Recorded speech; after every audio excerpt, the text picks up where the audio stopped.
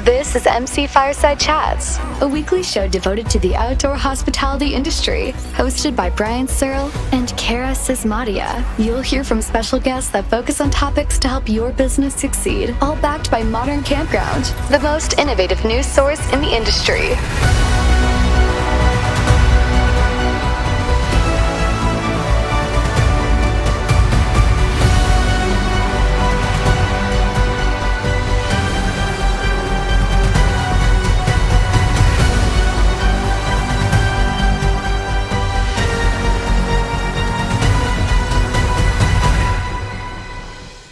Welcome, everybody, to another episode of MC Fireside Chats. My name is Brian Searl with Insider Perks, here again, as always, with Cara Csizmadia from the Canadian Camping and RV Council. It's a super interesting day. It's getting cold in Canada, and the wind is blowing and gusting, and I've got a projector screen over here that's probably going to blow over and kill me during the middle of the show, so Cara is prepared to take over in case that happens.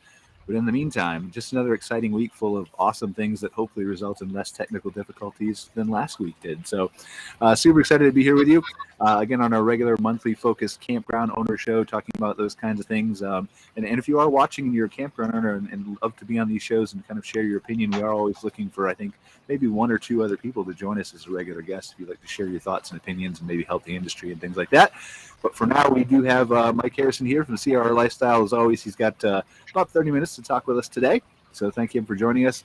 We've got Joe from At My Community, special guest Mike Sorensen from Wild Energy, who's got all kinds of cool things that he's going to share with us about ways that campgrounds can benefit from utilizing electricity, metering it, doing all those kinds of things. And my projector screen literally just blew over backwards while I'm watching it, but hasn't killed me in the front end yet. So anyway, so let's have Mike introduce himself, because he is our special guest. Mike, you want to tell us a little about Wild Energy? And obviously we'll go into detail about your service and things like that, but just a brief introduction of who you are. Yeah, of course. Mike Sorensen. I founded Wild Energy, which is, it started off as electric metering, and we're moving into some of the other utilities. And I came to the industry from the other side of the fence, where I was a camper and camped at lots of different campgrounds. And it perplexed me why I was paying the same price to camp as, the big buses and the small tents and, one size fits all type pricing. And, I would back in my big RV, plug in and say, this is amazing. I get all this free power. And that's kind of where the idea came from, to help the owners recover the cost of providing power, kind of make it more fair for people who are camping, pay for what you use. And we spent quite a while developing hardware and software, and we've been out in the market now 2 years and thousands of sites across the country, and love doing it. I love being in the industry, and it's fun to get out to all the campgrounds and see what's going on. Wow, sorry. It's literally going to blow over if I jump up anyway. I can't take it down as a projector screen. But anyway, Mike, good to have you. So sorry for the distractions. I didn't plan on any of this happening when we started the show, but it's always something interesting week to week, isn't it, Cara? Probably should have done the show inside like you. But anyway, so yeah, I'm really excited to talk to you, Mike, about some of your products and how they can benefit the industry and change things and stuff like that. So looking forward to that. Mike, what's new in your world, since we've only got 30 minutes with you? And I'm going to go try to weight this thing down while you talk. What's new in our world? We're, monitoring the RV business, which looks continue to be healthy, right? The mix continues to change a little bit with more long-term annual seasonal snowbirdie type stuff and maybe a little bit less transient. So the ADR swings a little bit. And then in the manufactured home neighborhood world, which isn't exactly this, we're monitoring, maybe 20 seconds ago, just got the news alert that the Fed raised rates by another 75 basis points. Yucky. We knew it was coming. We thought it was October, but that's a third one. So it's 2.25 points in the last 2 months or so, which is considerable, which affects not just the MH industry, but clearly, obviously, every industry, discretionary spend and financing and whatever that looks like. So I feel like the last 3 months, every time I'm on this call, I feel a bit doom and gloomy, Brian. That's not intended to be, but certainly. As business owners and operators, clearly we have to live our life based on, understanding what's coming. RV industry continues to remain healthy, but how do we adjust to trends and those kinds of things? Well, and I How think do you it's just, foresee like, it? such an extreme swing, right? We went this really crazy kind of exponential growth, and then suddenly having to change back the other way, I think is can be challenging for operators. And Cara, in Canada, does it? I mean, I don't know, but is it the same type of financial condition? Are you experiencing inflation, and how does the Canadian government work with, how they drive financing, and what is the situation like in Canada? Yeah, very similar. We have the Bank of Canada, actually, same thing. Just yesterday, we had another rate increase. So we are seeing some dynamic here. Inflation is crazy. It's creating an interesting political landscape here as well. I think it's definitely impacting, like you said, the shorter-term transient stay bookings. We absolutely have been hearing from campgrounds across the country, from members of the association, that booking numbers, while not necessarily they are down, they are happening in less duration in terms of how far out they're booking. So people are booking less far in advance.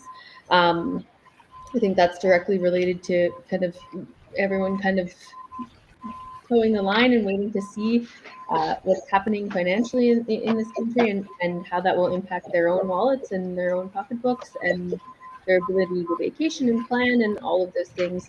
I think there's some sense of where's this going to go in the next several months. We certainly are having a broader impacts in terms of membership as well. I think we're seeing things like some of our energy providers in some of our provinces are shifting pricing and things like that, and so that's having some significant impacts on some of our parks that maybe had great power pricing and now aren't able to access that competitive level of rate, and so that's obviously impacting bottom line, which is tough when we're entering into slower off-season here at this time of the year. Most of our parks, the vast majority, are getting ready to close here in the next few weeks for the winter, but a lot of their expenses persist through those closed months, and so being able to plan and sustain expenses when you don't really know what they're going to be is a stressful endeavor, I think. So yeah, the inflation stuff is a big hurdle right now, and I agree. I think everyone's kind of just watching and trying to be as adaptable as usual. Yeah, I think normally I use my bling necklace if I'm talking about revenue generation, but I think it's appropriate. Where's You my want one? bling necklace? I also have one that lights up. And then normally during budget season, I'll use the magic 8-ball, right? So we can say, will the Fed Where raise are you? rates? Will the Fed raise rates again, in the next month? And let's see what That's the the magic. best way to trade the stock market, with that magic 8-ball. It works for me every time. And the magic 8-ball says undetermined at this time. Mm-hmm. Yeah. I feel like we could go to cnbc.com and determine it pretty quickly. It's kind of Yep. And I think isn't the Prime Minister of Canada, wasn't he on the Bachelorette last night? That was all the news this morning. Tino looks exactly like Justin Trudeau. So I don't know if you saw that, but Yeah, Justin's been in the news quite a bit the last few days. You can sing Bohemian Rhapsody too. That's awesome. Yeah, is it? Anyway, yeah, he, I think that's specifically what I'm relating to, right, when I mentioned the political impacts of some things. There are components of, some of the big players are talking about how that excessive spending and things like that at the federal level has really impacted our inflation rates, and there's some back and forth really happening politically, discussions about that stuff. I think that will really fuel any sort of political outcomes in this country in the coming probably several months. everyone is very fiscally minded right now with these Bank of Canada rate hikes and inflation being the way that it is. Cost of living is way up, and that absolutely will impact our industry like all the others. Yeah, I mean, I think just like you're talking about, Mike, like nobody wants to be doom and gloom all the time. Nobody really knows what's going to happen, but the best way is just be prepared for the worst case scenario, and then you're great if it's anywhere above that. Well, and I think there's strategic ways to pivot and strategize. You know, if you're considering as a campground owner that maybe you're going to have less shorter term visitors, maybe you kind of re-strategize some of your longer term pricing and get more competitive on some things, or up some service offerings and things like that. I think we can be considering that guests may travel shorter distance, may prefer to travel shorter distance. Maybe you strategize some of your advertising plans so that you're doing more domestic, closer to home strategy stuff. We've got a couple of parks here in Alberta that are actually offering, stay close to home rates. So they're offering discounts to people who live within, 100 kilometers of their park or whatever. So, I think there's ways to get creative and still people will still camp. Just their behavior around it, I think, will shift with these changes. Well, yeah, The for real sure. question, I think the real question is, will I throw Cara off with another pop culture and Bachelorette reference? I think that's the more important. And it says, without a doubt. This show, Cara's main job at all times is to keep Brian back on track. And today, Mike is substituting, I guess. For Brian. I know, right, man? What happened? Sorry. It does take 2 to 4 people to keep me on track every week, usually. So yeah, that's why we have all the guests. Yeah. Well, I'm glad Mike can help you along with the throwing me off. That's good. Poor Justin Trudeau. I don't watch The Bachelorette, but I heard all about it. So he's really been in the news. Oh, I don't watch The Bachelorette either with my wife. I heard. I'll believe you, sure. I mean, this might be the best show we've ever done. I don't know. Like, maybe more people will watch this if we're not talking about things related to business. I don't know. They're tired of it. Yep. Definitely. Joe, what's new in your world before we talk to Mike about power and all those interesting things? That's going to be a long discussion with Mike. So, yeah, nothing too exciting. I would say for us, the past 4 years, August and September are basically our slowest times. The campgrounds that are in season are winding down. The campgrounds that are out of season still haven't really started winding up. So this tends to be our slow time, but it's kind of starting to ramp up now. We're starting to get some new things in. I can't really say what we're doing, but we have some bigger releases coming in October for our customers. We'll tell you next month. So just tell me. I'll keep it a secret, I promise. with you and all of your 1 million friends, correct? I think Rose already posted it online, so she might have. She might have. Rose gets to decide these timelines. She will always scoop Brian. Yeah, that's perfect. I'm glad. Joe, are you guys going to shows and stuff this fall? Yeah, so for sure we're going to be at the glamping show coming up. We will be at Arvik. We are not going to be, incognito trade show busters like Brian. And we'll be going to New York for sure, COE, and we're looking into Pennsylvania. Oh, and definitely we're going to CampX in Ontario. Amazing. You make it sound like a bad thing, Joe. Like, I'm not an incognito trade show, but I was invited to the glamping show. I'm going to the glamping show. We're going to do awesome things down there. KOA invited me. Arvik hasn't got back to me yet, but we're going to go to their expo. We're going to pay for the expo pass. Hey, we've done that before too. Before we actually had a product, we wanted to kind of scout the industry a little bit, and so we did Raleigh. I don't know, 5 or 6 years ago. Rose and I came as expo only, and it was, even not going to the sessions, you get a lot of insight into what's going on. So it was still worthwhile. And so, yeah, trade show season is upon us and very busy. Yeah, I think my thing is I just want to cover them from a modern campground perspective. I just don't have the time to do the booths and all that stuff like I used to. So, is Campex what used to be the Canadian Outdoor Conference? Is it the same thing? No, Campex is Ontario, Ontario's show specifically to that province. Canada's national show will not be until the new year, and is likely looking to be entirely virtual still nationally. So, some hurdles, some of that still for sure. Mike, it's basically their state show for Ontario. So it's the Ontario Private Campground Owners Association, I believe. Yeah, they are now called Camping in Ontario. But used to be OPCA. They have a really robust membership base. And it's a really well put together conference. Lots of people go. I was there for a couple years before the pandemic, so yeah, I would encourage you to go if you have the opportunity. Yeah, it's a great event. I've heard. I was planning on going to the Canadian Outdoor one, but if it's virtual, then I can't do that. Travel is quite expensive to get to your computer, Mike. I understand. Yeah. Inflation's hurting us all. Right. Yeah. Right.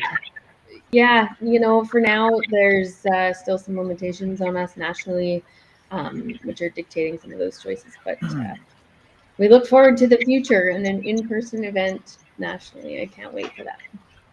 Yeah, for sure. Good things take time to build, right? So we'd rather take our time, or you guys would rather take your time and put some on that's fantastic instead of just kind of good, right? Yeah. So, well, and we do have a couple of the provinces, like Camping in Ontario, BC Lodging and Campgrounds Association has an event next month. So some of our provinces are doing some really cool stuff. And certainly we would never want to overshadow or steal any thunder on those fronts too. So we're very supportive of those events. Shane and I will be attending in BC, and I'm super excited to see how that event comes together. It'll be kind of the first hybrid in-person virtual thing up here. And so I'm cannot wait to see how that comes together and how we can all gather. I think it's the first one in the industry. Like, I don't think any of the U.S. associations have also done virtual alongside their back to in-person. So I haven't seen any. And I'm sorry that I forgot to mention that one. I was thinking of the ones that we're traveling for, so we'll also be exhibitors. Well, I forgot it too. So I'm the MC of the conference. I'm planning. Yeah. So. Yeah. No, I'm super excited for the one in BC.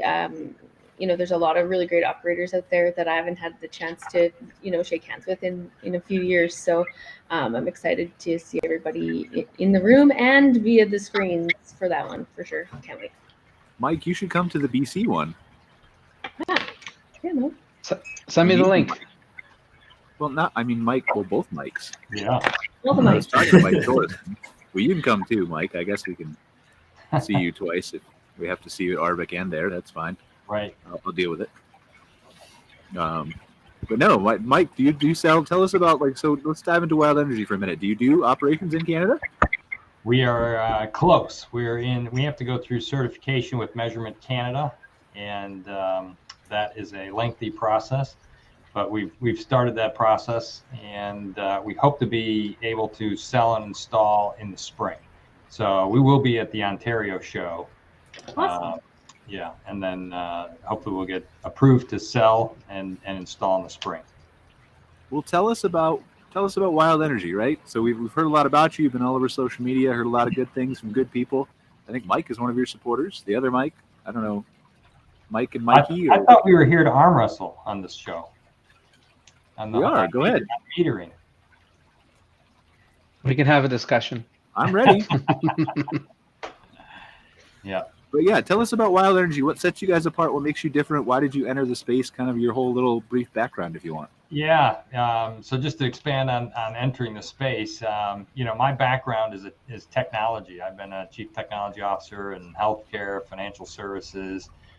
This is actually my second startup company, although I've never done hardware before. So I've learned a little thing or two about building hardware. It's a little bit more difficult than software. Anytime there's a mistake in this hardware, you got to go back to manufacturing, and that's a little bit painful. So we've learned a few things along the way, and I can say the business has changed significantly over the last 12 months even. We are learning more and more things from our owners and our partners about what we can do with the technology and the data. So we initially start off just as, I would say, a meter reading company, right? We're going to automate the meter reading. And we're accumulating so much data from these meters that now we're starting to gain insights and use that data in different ways. So we monitor the meters to make sure there's no issues at the campsite. We do that with a lot of new builds. So interesting story there is we were working with a new build, put in all of our meters before they opened, and they energized the park, and 30 of their 100 sites were bad. They had issues with the electrical, and so they wouldn't have known that without the data that we were getting back. They had voltage issues on the lines in those sites. So that proactively allowed them to fix that before they officially opened the park. And so we see that occasionally, throughout parks that we're monitoring. We'll see voltage issues, and our staff calls them and says, hey, we've got a problem with site 35 out there, and they can proactively service those before it impacts a reservation or a customer. We're using the data now to spot high energy usage. So we found some interesting things as we put meters in, and we can see what's going on. I can tell every time an EV plugs in, as an example. We get a high energy alert on this side, and we communicate again with our customers to say, hey, are you built for EVs? Are you expecting that kind of load? Is it a single run? Is it a daisy chain run in your park that can handle that type of thing? So getting a little bit more consultative with them and using that data to help them operate their parks. And then we know which parks can't handle that type of load. So when we see an alert, we let them know so that they can address it. So it's an opportunity to communicate with the customer about expectations of service in the park. And we're doing more on, I would say, on the consulting side with new park builds, what they should plan for and what they should do.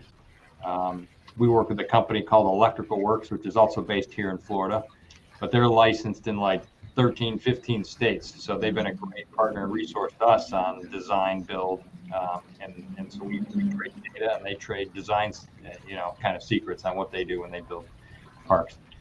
So all that to say that our technology has continued to change, and we keep investing in it. Portals and interfaces and integrations with the PMS systems out there so that we can do billing better and communicate with the customer better on what their usage is. So a lot of changes in the last 12 months for sure. So I am curious, one thing you touched on, and obviously there's a lot you touch on that we want to follow up with. I'm sure Cara has questions. Mike can talk to, some different things. Or Mikey, whatever we're calling it. But Mike Sorensen, Mike S., you mentioned that the electrical voltage issues that you were helping to uncover, how common are these at parks? Like, can they be traced back to the contractor you choose, just kind of not building up to standard, or do they recur based on wear and tear, or? Yeah, a lot of different factors there. So the number of campsites that you have strung together can affect your voltage. The load, when you have a high load on all these sites, that drops voltage. And then to your point, wear and tear, if the cable in the ground was put in as direct burial cable, it's not as protected. So if you've got re-landscape something, or if somebody put a Wi-Fi pole in, a lot of times you can nick those cables, and now you get groundwater getting into them. And so over time, you start seeing degradation of one of the legs of service out to the campsite. So a number of different reasons, and it does pop up. We've probably seen it at 5% of our customers. Every year we see something different. It pops up. Now, when you say wear and tear over a certain number of years, like is there I assume it's expensive to redig this stuff up and redo it, but is there kind of a blueprint or a best case you give to somebody who's developing or renovating a park to do this, even though it costs more because it will protect you for X number of years, or? Yeah, I would defer a question like that to an electrical contractor. Okay, I didn't know how involved you were with how much you talked about it. Would be better able to answer a question like that. But I can tell you, we see more issues with direct burial cable than if they put it in conduit. That's for sure. Yeah. We'll have to do that, Cara, sometime. Have somebody on that can talk about that kind of thing, because I think it's interesting for operators to be educated on this kind of thing. Yes, I absolutely. Yeah, I had. To that point, I had one. I was just talking to a contractor the other day. And he says, "I won't do it anymore. I won't put direct burial cable in." If they ask me to do that, I tell them to go find a different contractor. It's just not worth it to have my reputation, my license on the line. take that kind of a shortcut. So, but we still see parks doing it, and I think it depends on the terrain and the weather and wetness, and again, a planner would know that better than I would. Now, do you, and from a monitoring standpoint, obviously all the things you touched on are great, right? From an operator standpoint, they can see the spikes in energy and the electrical vehicle usage and stop these people or charge these people more or whatever they want to do as a reaction or a proactive step, right? Are there ways that you think down the line, or maybe you do this already, that this could also benefit consumers from maybe they want to watch their energy standpoint from a seasonal perspective? Yeah, absolutely. And that's a great point. One of the things we did release this year was a consumer portal where they can watch their own meter and see their consumption, because they inevitably doubt, I shouldn't be charged that much for my electricity. So now we give them all the data. They can see exactly when they use it. And seasonal is a great pointer, what I call a weekender. They'll say, I wasn't here all week. Well, we can tell that they left their air conditioning on. Yeah, you left in a hurry on Sunday night and you left your air conditioning on all week. And here's the data to back that up and what was going on. So it does give them better insight. And I'll tell you, at the parks where we put metering in for the first time, we see the usage and the demand drop by about 25 to 30% consistently. If you go from a non-metered park to a metered park, the overall energy usage drops 30%. It's pretty amazing that it's pretty consistent. And that's conservation, right there. They're conserving a lot of energy. It is less wear and tear on the electrical infrastructure. It actually gives you more capacity for things like EVs and electric RVs. And that's all because you've shifted the accountability to the consumer. Now they're responsible for what they use. Exactly. I was going to ask about EVs. Are you seeing campgrounds starting to shift to servicing them, and does that impact, consumption? Are you seeing consumption being impacted by that yet? Yeah, absolutely. So we are seeing, because we can see all these sites now, we're seeing more EVs pop up. We see them stay for a longer period of time, and the consumption is double on average. So what we've seen is a normal camper at that same campground versus somebody with an EV, it's double the usage if you have one of those things. And I think that is something to plan for when we start seeing electric RVs show up. So the electric RV is going to be very similar. It has one cable coming out of the RV. It's used to recharge the chassis battery, and that same battery is used for all the appliances, all the heat, all the air conditioning. So we'll definitely see more demand from electric RVs than a typical RV that has a mix of propane and electric use. Are you seeing parks? Oh, I'm sorry. Go ahead, Cara, please. Yeah. I'm just wondering if you're seeing, forgive me, because typically Canada's a little bit behind what's happening in the States, and so I'm always interested in paying attention to timelines down there.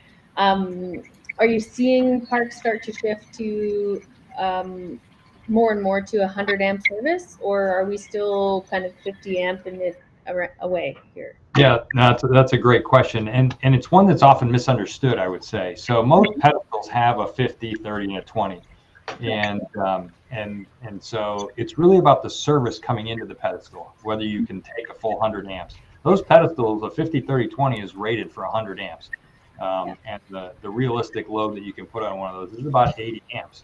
But that does depend on the wiring back to the main circuit breaker and obviously the panel boards. So most of the parks we work with do have 100 amp capability to the pedestals. We do have a couple of parks and even one new build park where they only put 50, and they are struggling even in their first year of operation. So they only ran smaller wire, 50 amps to the pedestal, and we've seen a couple of EVs pop in there and they trip breakers, no doubt about it, because they didn't put as much capacity in the ground. Can you, and Mike, and you can say no, right? Because I just don't know if you can speak to this, but can you speak to the higher electricity rates and how those are impacting park owners, or no? I can, yes. That's a good segue as well. We saw electric rates shift substantially this year. So we have a customer in New Hampshire. New Hampshire's rates went up 38%, and that just happened in the fall, and it's expected to run through the spring. And they may sustain it, but they've only communicated that rate increase is 6 months at this point. but that was a 38%. Florida, we had a 13% increase in our rates here. And then I'm looking at my board here. Oh, I'm wrong. New Hampshire was double. New Hampshire doubled. It was Louisiana that went up 38%. California, their rates have gone up. In fact, their peak rates are what's concerning people in California. So middle of the day, peak rate, that could be double or even triple for those hours. And we've been asked to get more sophisticated on the billing of electricity during peak energy hours. Because a lot of operators will set their charge recapture at 15 cents a kilowatt. Well, if it's closer to $1 on your peak rate, you're losing out on a huge chunk of cost recapture if you're not dynamically capturing that and rebilling that back to the customer. So we'll have to get more sophisticated with our data and how we pass that back to the PMSs for rebilling the consumer because of all these rate changes and throughout the day. Do you feel like there's a point where, and I want to let Cara talk about what's happening in Alberta too briefly in a second if she wants to share, but do you think there's a point where this impacts rate decision making other than just seasonals but overnights? Is there a point where I, as a park owner, instead of my $2, $5, $10 a night increase, do I have to raise it 15 or 20? Yeah, well, no, you wouldn't do that necessarily, but I think what we'll see is the shift from just flat rate on a transient or an overnight to flat rate plus electricity. So they'll break that component out. Otherwise, you're just eating into your profit margin. When energy's up, you made less profit. If the consumer came with an EV, you made less profit, or maybe you even lost because they chewed up so much energy. So we are seeing that that electricity is now being charged on shorter and shorter stays. People are moving from monthly to 10 days or longer. And we have some parks along the interstate that are looking to do daily charge recapture on electricity. But so my question is how do you offset that in the mind of the consumer, right? Because I agree with you that there needs to be a way for these parks to somehow offset this, right? Especially with these dramatic increases we're seeing in states and in provinces and really everywhere in the world, natural gas and everything else. But how do you offset that from a marketing perspective? Because these consumers are not and have almost never been expected to pay this on an overnight daily rate before. Yeah. It will take a little bit of time, and the industry as a whole is part of that education process. We do see it with electric vehicles. If the owner knows you're coming with an EV and you're overnight, I've even seen some of those campgrounds charge a $25 or even I've seen a $50 a day additional charge because you brought an EV. So folks that have electric vehicles are starting to hear about this already. From Wild Energy, we're actually going to put time and energy into helping our customers with that marketing effort. So pamphlets and brochures, and this is why we charge for electric, and this is what it means, and how conservation is involved. So the education is an important aspect of it. And then we are finding that consumers are already aware of it. So they are starting to be aware that, hey, I'm paying for the guy who's charging the EV. Oh, wait a minute. I'm paying for the guy who's got the big Prevost bus, and I've only got this 15-foot travel trailer. So the consumers are becoming a little bit more savvy on that electricity is part of that rate that they're paying, and they're subsidizing the folks that are using more energy. Right. So I think I don't disagree with you, and I'm just going to play a little bit of hardball with you for a second, right? Because I understand absolutely the electrical vehicle, right? There's no question if you have an electrical vehicle, that's a very clear link between I need to pay more on this car is drawing more, it wasn't drawing it before.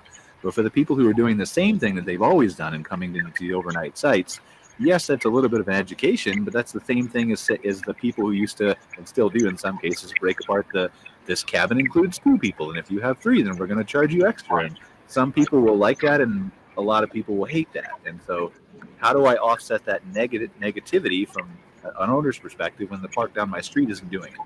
Yeah, yep. And it's funny, we find the biggest complainers are the biggest abusers. They go hand in hand. So when we start putting meters and charging seasonals even, it's the guy with the big 5th wheel that has the 3 air conditioners that keeps his door open all day and has it set to 62. He's the one that's complaining the loudest about his bill. So you're absolutely right that there are going to be complainers out there.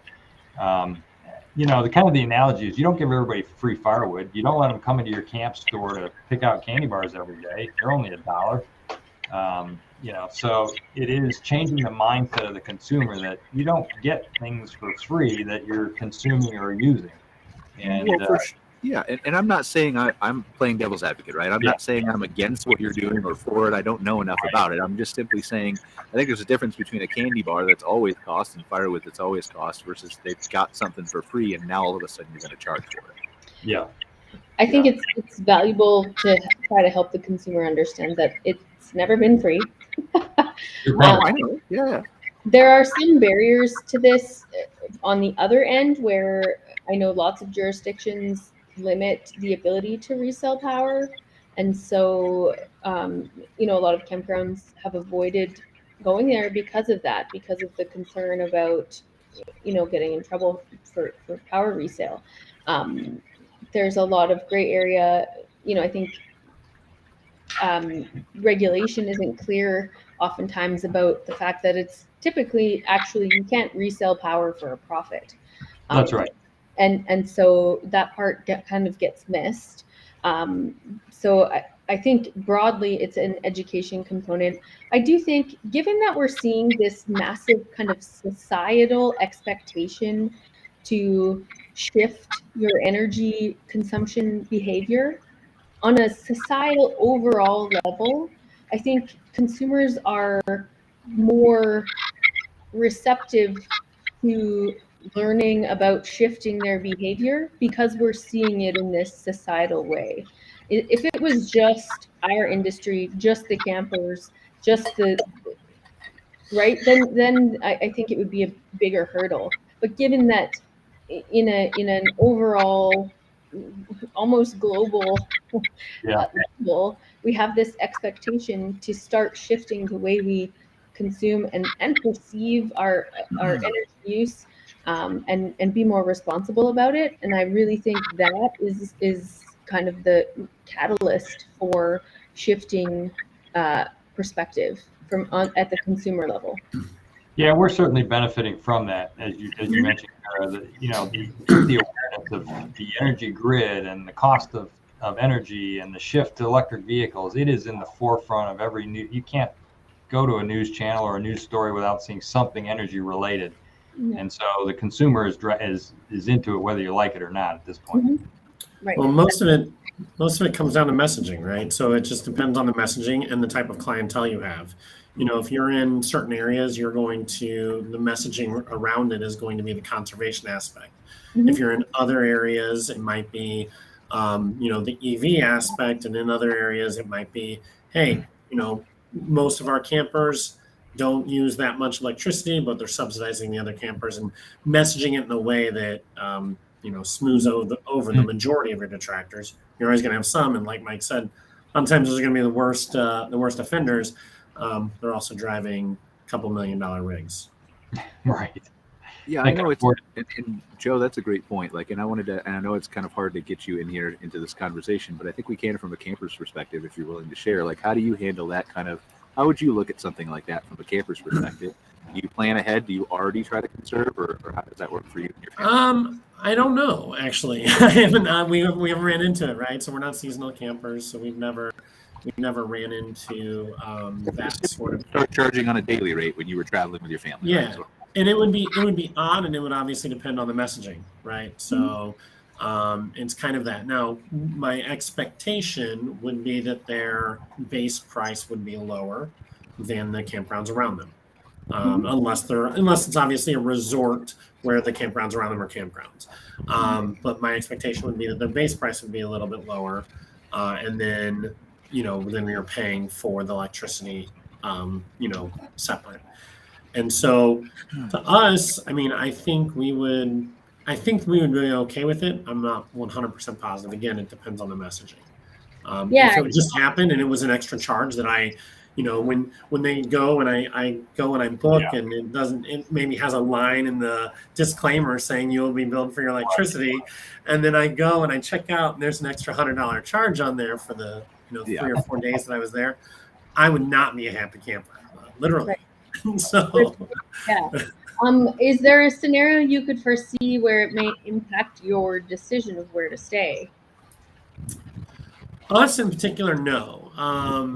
I don't. I mean, we are traveling a lot of times for different reasons, and so it probably would not. But even if I were traveling normally, as long as those kind of offsets were, the messaging was good and the offset of pricing worked out, I don't think it would matter to us very much. Yeah, So that's the and in $1 million regards to question though, conservation, too, right? As sorry? we can, I'm sorry, I didn't mean to interrupt you. Go ahead and finish. I apologize. Well, I was just saying, in regards to conservation, it obviously depended on how transparent that is to us. If we don't see in front of us how much we're using, it's kind of hard to know. None of us really have that much insight. Right. Most people aren't running with a meter at all times and tracking how much they're using because, as Mike said, it's free. And so that's something very new. One of the things I think we will get though is how many campers now are coming solar equipped and have solar on board, but they're still hooking up because it's easier. They don't have to have their solar panels being used, and now those people might not even hook up. They'll pay for the site and not hook up because they're now getting a cheaper site and just using what's on board to power everything. And it's an interesting segue, actually. And I don't know. Again, I have all these questions for Mike that he probably can't answer, but maybe he can. We need a solar person on the show too. But from a solar perspective, Mike, this data you're collecting, like, is it possible for you to kind of infer or tell a campground, like, maybe it's cost effective now, or this usage or this output to switch to solar or put some on your land? Yeah, I mean, when we talk about campground power usage, it's megawatts. Those campgrounds are burning a lot of power, and so to put a solar array in that's that big would take a lot of land and a lot of capital expense. We have a couple that have some solar energy, and I would say that they're offsetting their own usage. So they're offsetting their buildings and their pools, and they're able to offset their own costs with a smaller solar array. But to build one big enough to power a campground, you'd need a big field and a lot of equipment. Yeah, absolutely. I'd be interested to hear, given that Mike and Joe are both on the call, how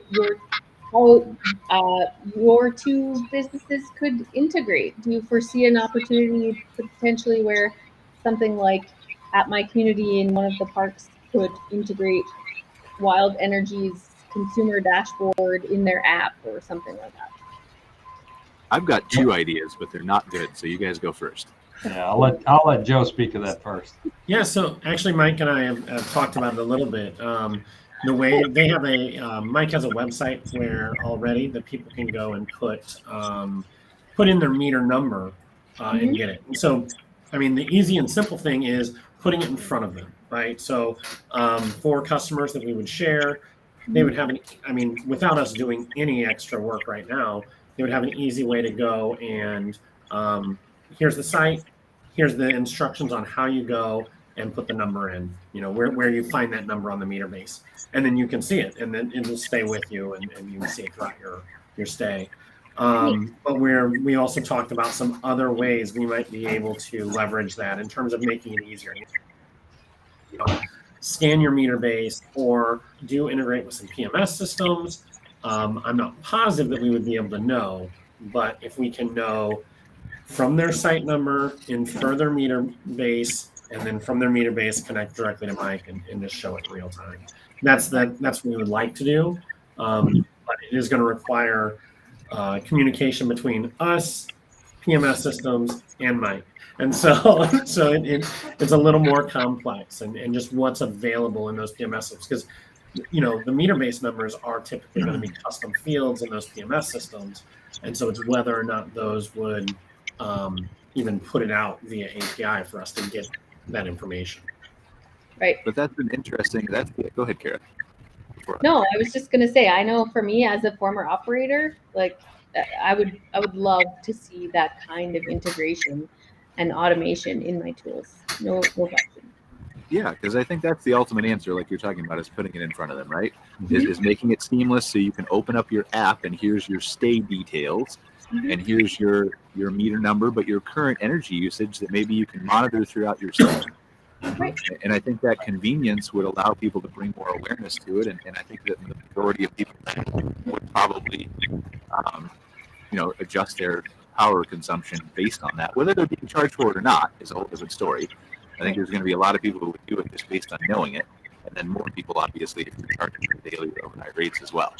So, and I think it eliminates the possibility of that surprise $100 charge or whatever, or maybe not eliminate, but it reduces the possibility of it, right? If the customer is engaged and you've had several touch points and you told them at check-in and they have the access to the app and all of these things, the possibility of them feeling blindsided by a charge is reduced for sure. Well, and not saying this is something we would do, but the possibilities are there that, it could be that Mike's system has enough data and has an algorithm now that knows, hey, nothing else has been turned on and off except the air conditioner.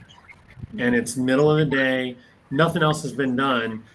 You could send a notification out to those people saying, hey, you're not there tomorrow. If you're doing the same thing, turn off your AC or move your AC up to save money throughout the day. Because when you're camping, you spend half the time or more away from the RV. Unless you have animals, that AC just runs. Now, you can't turn it off if you're in Florida in the middle of summer because if you have any chocolate in your rig, it's not going to be chocolate anymore. But you could at least turn things up or do something else to conserve. And again, it's one of those things that right now, it's not in the forefront of my mind. It would be if I was paying those rates. Yeah, and you guys are touching on an important point that we hope to do with either one of the PMSs or Joe or somebody is more communication to the end consumer, right? So we do have data about the average in the park, or hey, it's going to be a hot day today. These are things you could do to conserve. So giving the consumer the option to sign up for those types of alerts or hear those types of messages or know when they're over the average. I think the communication through an app or through another means is an important thing that we'll look to do in the future. Absolutely. And this brings me to my bad ideas, which we really need a lawyer on the show for. But I feel like communication, number one, I agree with you, right? Before I get to this ridiculousness.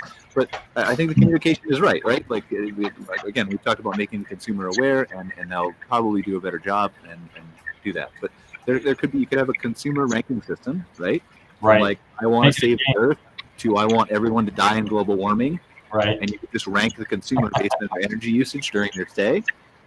You could send them push notifications that are automated, right? So if they leave their AC on and it's hot out, you could send a push notification that's automated that says, listen, I know it's hot out, but really? Like, come on.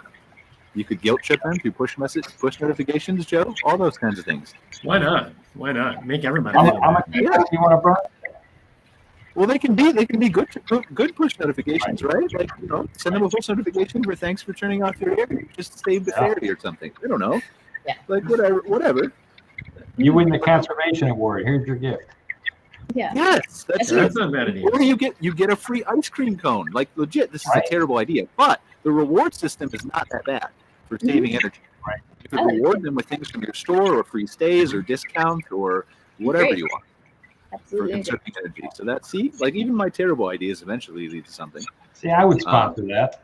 Sometimes. Sponsor it, Mike. Do it.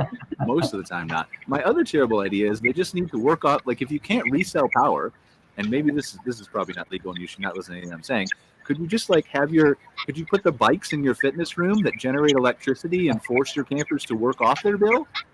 Yeah. And then profit that way? Yeah, that's right in the. Sorry, John, you've got 30 more minutes. Pedal faster if you want to go to the pool. It closes. Bad idea. It sounds legit. Sounds legit. I'm just saying it wouldn't be reselling electricity. It's a profit center. This is what I'm here for. Yeah. Profit center is a whole new ballgame. Yeah. No, I love all of this. I really think, this really speaks to, as I say all the time, the ingenuity of our industry and how great things are happening with all of our automations and things like that. I remember in my day when we first installed meters at our sites and having to walk around with a clipboard and note down meter numbers and things like that. So, times have really for sure changed, and that's great to see. I think, Brian and I think we get in trouble sometimes for talking about automation too much, but it's a really valuable way to enhance efficiency and all of those things. I applaud both of you gentlemen, well, all three of you actually, for all of the work you do on that front. I'll give Brian some credit too. But yeah, right. Some of the ideas are all right. But yeah, I'm super excited to see stuff like this continue to happen. I really think the energy conversation is just, I mean, obviously it's everywhere right now. It's top of mind for everybody. And, we're having, like I mentioned earlier, some issues in some of the provinces with providers and pricing and things like that. Can you expand on that? Because I've been meaning to ask you. I just haven't had a chance to work it in yet. Well, I mean, vaguely or however you need to, right? But I think it's an issue that could happen in any state. Yes. Right. So we have had some issues with some previous association buying group access to some vendors kind of come apart because of the way the market has been in recent months. And so we're in a situation where several members are suddenly facing a pretty significant rate hike because they were covered under this really valuable member program prior, and now suddenly, as of not long term now, won't be anymore, and are facing the prospect of paying retail, and that has significant implications for their bottom line. I think that's something that's kind of a barrier to understanding for some consumers as well, is things like that happening at a small business level have significant implications, specifically for our seasonal parks who charge flat rate for the season, and typically, charge that price in April or whatever, and then, by the time September or October comes around, their expenses could be a completely different ball game, and certainly that's a risk factor that an operator has to, bear when making business decisions, but sometimes it can be extravagant. We have some members suddenly having to recalculate seasonal rates for next year because of the direct implications of their power pricing changing so quickly and unexpectedly. Right after, some of them have done recent rate hikes in the prior couple of years, and so now you're hiking rates again, and so you risk those consumer upset things we were talking about earlier. It does have implications across the board for consumers as well, I think, and that in this environment where inflation is big and we're kind of all watching our pocketbooks, could have an impact on the industry as a whole, and the number of campers we have heading out and all of those things. So we want to stay on top of issues like this and pay attention to kind of what's happening. And I really think it does make a big case for the metering conversation. My suggestion for sure to those couple of parks that have been facing this issue recently is to install meters and start, sharing that information with their guests. I think campers typically, like was mentioned earlier, don't really notice or aren't cognitively aware of how much their consumption is. And so giving them that tangible data is so super valuable. I think even if you're just sharing it with them for information purposes, but certainly is valuable to the operator to be tracking and charging back for those expenses, and ultimately motivating the consumer to change their behavior in a positive way for everybody. Well, that's what I was going to say when you were talking too, is even if you don't take action right away to meter overnight sites, if you can figure out a way to monitor it and give that to the customer as a line item, or even a push notification on Joe's app that says you saved X amount of dollars that you otherwise would have spent on electricity. And then just getting that into the mind. And if enough campgrounds do that, then I think that helps shift the mindset before there's action taken too. Right. Yeah. Yeah. I think all these are great ideas. I'd love to see campgrounds continue to innovate like this, and it definitely will have an impact on the market for sure. Yeah, Cara, you brought up a good point, which is when you try to factor electricity into your rates, and you've sold the spot and you've already locked in that rate, have you locked in next year's electrical increases? Probably not, right? No. So you might get burned by that, and it's hard to forecast what the rates are going to be. Yeah, the market has been so volatile. If we continue to see, rate hikes and all these kinds of things happening fiscally, I think it's going to be harder and harder to make those kinds of pre-assessments. And so shifting to a model like this is probably valuable, long term, so that it kind of becomes almost a non-issue. Like Joe said, maybe your seasonal rate is a bit lower, but your variable expenses that are being impacted by consumer behavior are covered on the bottom line side. So one thing I had, Mike, is kind of switching gears a little bit, is what does a retrofit look like for you? Like, what is it? Just changing out meter bases, or is there more to it for the campground owner? It's pretty simple. If you already have meters and to Cara's point, you're done with the clipboard and you want to get the data and make billing easier, it is simply pull out the old meter, plug in the new meter. It's pretty damn simple. The campgrounds that don't have meters, it's a little bit more complicated. You have to rewire the pedestal a little bit. But while that's more work, the return on that investment is ridiculously short. So what's ridiculously short? It can be 4 or 5 months, depending on your rates and how much energy you're recovering. Mm-hmm. Yeah, what's the quickest you've ever seen somebody do it? 4 months. It's a new record for you to break, Mike. Next time you talk, it's got to be 3.5. California, we have some options, some things in California that might break that record. Yikes, You got a week. Yeah, no rush. It is interesting though. Like, and I think you're right that the industry maybe ends up moving in this direction, and maybe it's a good thing given the power fluctuations and things like that. But I think it's all going to depend on a lot of timing and marketing and effort, and I think it's also going to depend on when you decide to deploy this. Like we've talked a lot on this show and at the beginning of the show about how inflation is hitting consumers, right?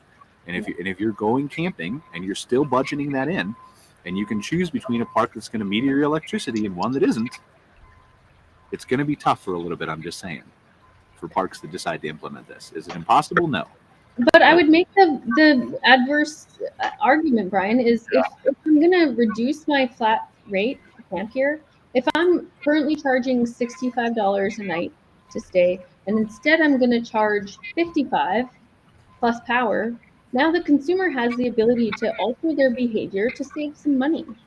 And I agree with you if that offset is in place. Absolutely. I'm not saying I have the answer. I'm just talking through the options, right?